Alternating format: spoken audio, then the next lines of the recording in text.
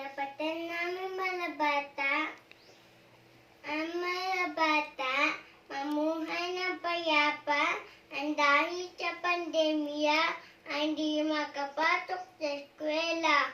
O sakit isipin, COVID-19, malamig sa atin, nagsisira palin.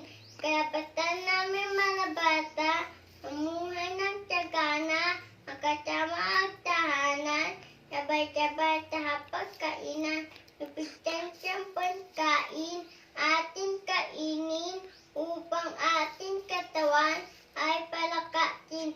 Yung pagtulong natin, ating puksain, may paghugas ng kamay, ang social distancing, pagsuot ng face mask, ating gugaliin upang ating maiwasan ang COVID-19.